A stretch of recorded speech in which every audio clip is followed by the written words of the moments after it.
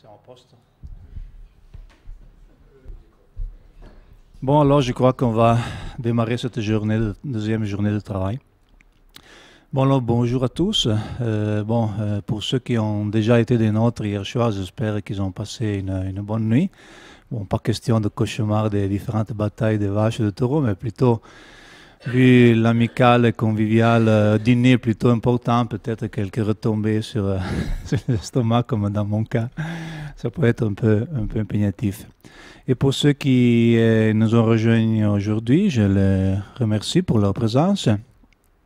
Je les rappelle qu'ils quand même auront l'occasion de pouvoir avoir accès aux interventions d'hier à partir du site du centre d'études d'ici à une semaine, 10 jours, je crois. Alors vous n'avez rien perdu, vous pourrez revoir ceux qui ont déjà eu l'occasion de s'exprimer. Bien, aujourd'hui, on va commencer avec l'ami Christiane Dunoyer. Oui, elle est docteur en anthropologie, mais je dirais dans cette occasion surtout directrice de notre cher centre d'études franco-provençales. Et je profite de l'occasion pour la remercier pour son précieux engagement qui constamment nous donne. Bien, elle nous parlera des nouveaux enjeux de bataille des reines, fêtes, sport et spectacle. À toi. Merci Bruno, merci à tout le monde et bonjour. Voilà, juste pour commencer, j'ai mis une photo d'un moment de l'organisation, parce que voilà, c'est juste pour indiquer que quand on pense aux batailles, on imagine la reine avec tout le monde autour, les vaches en train de combattre, etc., la fête, l'ambiance et tout. Il y a aussi toute une partie d'organisation, de réflexion qui précède, qui suit les batailles.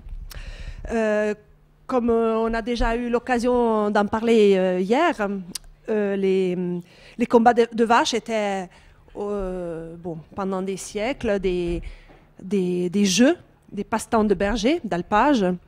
Et seulement au cours du XXe siècle, ils sont devenus quelque chose d'organisé, avec une dimension ludique qui s'exprime de mieux en mieux à travers toute une série d'organisations qui sont mises en place.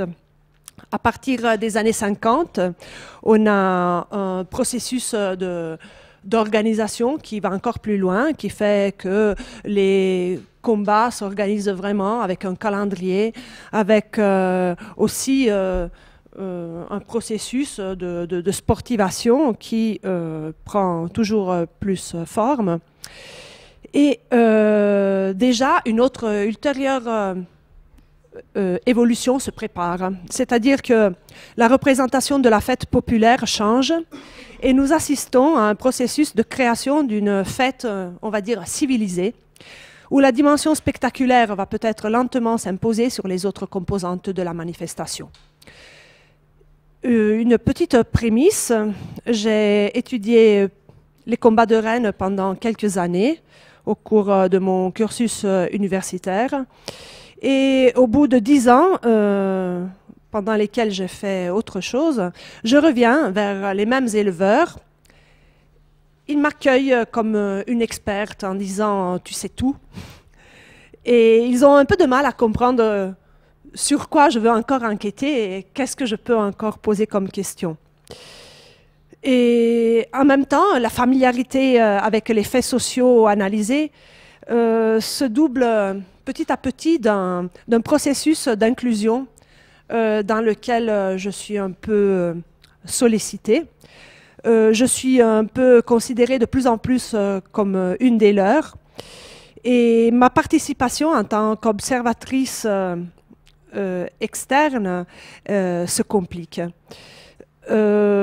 Je fais juste quelques exemples. Lors d'une réunion d'organisation à laquelle j'ai participé justement en tant qu'observatrice, on me présente en rappelant ma fonction et tout de suite après, une autre personne me présente en précisant ma parenté avec l'un des promoteurs des premières batailles de reines. Alors voilà, c'est quelqu'un des nôtres, voilà, en quelque sorte. Une autre fois, à l'issue d'une bataille aussi, un éleveur avec qui j'étais en train de discuter me présente à un ami et elle dit « Cet est le frein de nos âtres ». Donc, elle est vraiment de nous, des nôtres. Voilà, donc non seulement j'ai tenté, bon, évidemment, de garder une certaine distance nécessaire pour mon travail, mais j'ai dû aussi faire un travail de distanciation ultérieure en tentant d'enregistrer énormément et en filmant beaucoup pour pouvoir reprendre en main avec un autre regard tout ce qui se passe autour de la reine. Très souvent, bon, c'est vrai que c'est déjà un choix en soi parce qu'il y a tellement de discours et de gestes qui sont imbriqués les uns dans les autres que l'observation est très complexe autour d'une arène.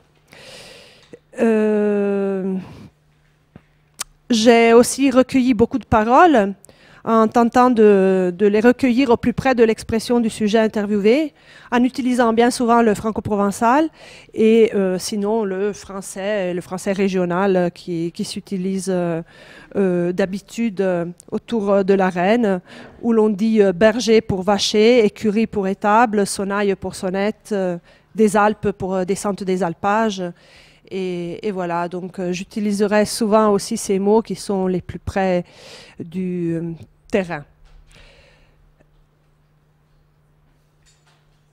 Enfin, bon, mon observation s'est doublée d'une partie un peu plus comparative parce que j'ai quand même eu l'occasion de faire des observations en parallèle en d'autres situations d'élevage un peu plus éloignées des Alpes, etc.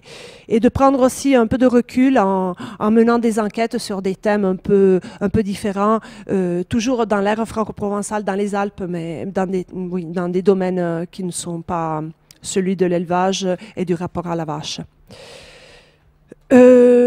Donc, j'ai tenté au cours de cette nouvelle recherche de reconstruire la genèse d'un nouveau cycle de combat en parcourant toutes les étapes de l'organisation du combat de Rennes de l'Espace Mont-Blanc, qui est arrivé maintenant à sa 5e édition, à travers les témoignages de quelques membres de l'organisation, des éleveurs, des spectateurs, et un certain nombre d'observations directes, bien sûr aussi.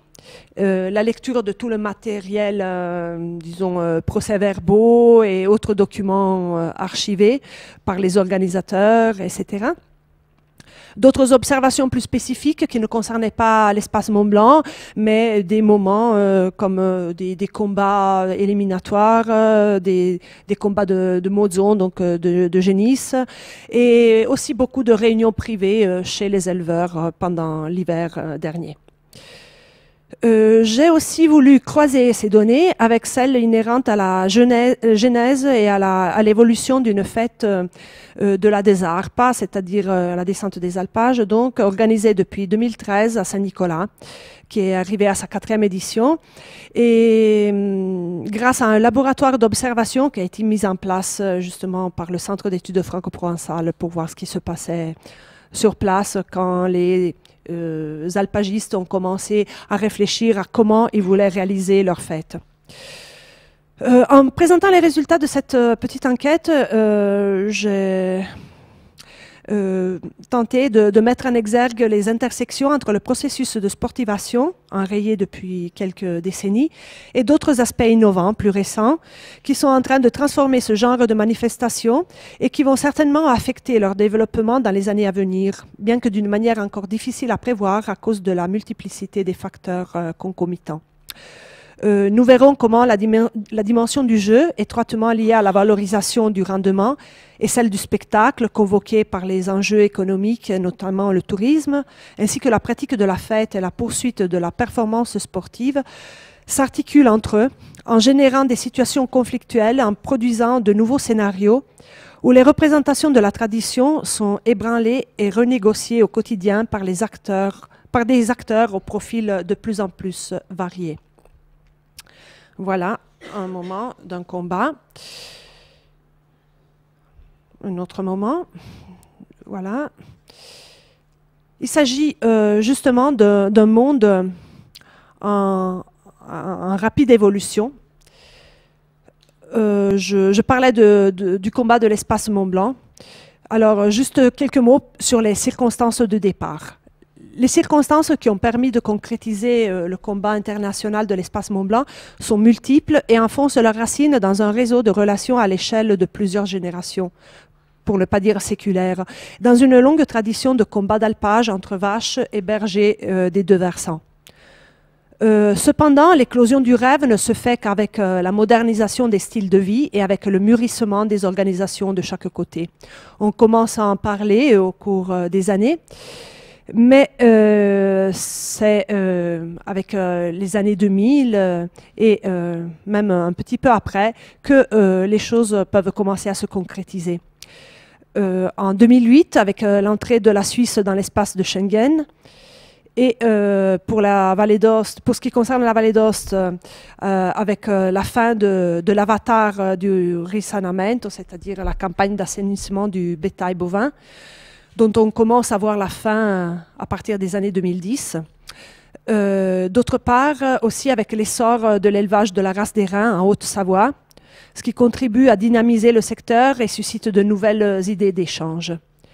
L'échange à ce point-là ne devient plus binaire entre la Vallée d'Aoste et le Valais, mais il se déploie sur 3 versants.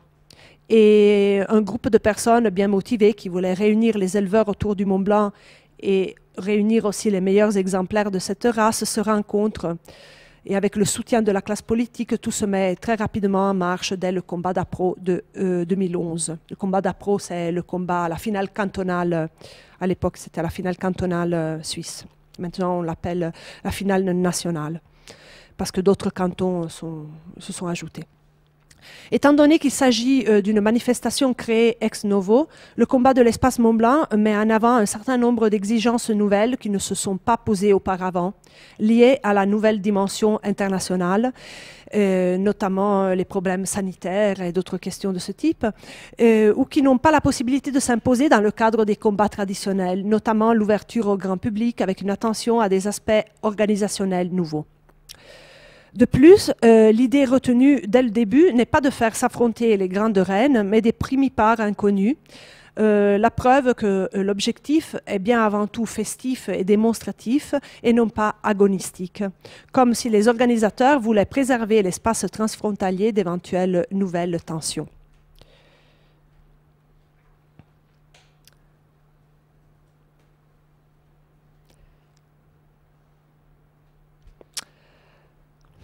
Alors, si nous focalisons notre attention à l'intérieur de l'arène, nous pouvons facilement distinguer au moins 2 centres d'intérêt différents, parfois antinomiques, renvoyant à leur tour à 2 types de spectateurs, tous également concentrés sur le combat, tout en ayant des représentations différentes.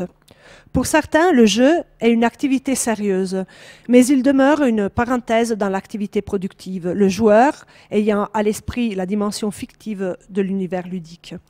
Pour d'autres, cette pratique n'est pas isolée de la réalité car le jeu n'est pas perçu comme superflu ou irréel, mais fait partie du vivre quotidien. Aussi bien, le fait de gagner n'est pas sans influence dans la vie. Nous sommes dans la dimension sportive avec des investissements consistants en termes de temps et d'argent, avec un programme d'entraînement pour l'arène, une alimentation spécifique, etc. Cette antinomie est productrice d'une tension qui émerge dans les phases de l'organisation, dont la gestion peut être analysée en parallèle avec la gestion des conflits à l'intérieur de l'arène. Nous le verrons après, mais nous allons produire 2 petites illustrations de comment se manifestent, par exemple, ces tensions. Le règlement valdotin énonce clairement que la vache productive est la seule vache admise au combat. C'est le cycle normal de la vache lié à la gestation. Elle doit avoir vélé, être portante, elle doit produire du lait pendant les éliminatoires du printemps et en quantité plus ou moins importante, mais quand même elle doit être productive. Selon que les visées de l'éleveur soient plus orientées vers la production ou vers la victoire au combat, sa bonne disposition envers la norme ne sera pas la même. C'est-à-dire qu'il pourra être plus ou moins motivé à goûter, comme on dit, c'est-à-dire tarir sa vache.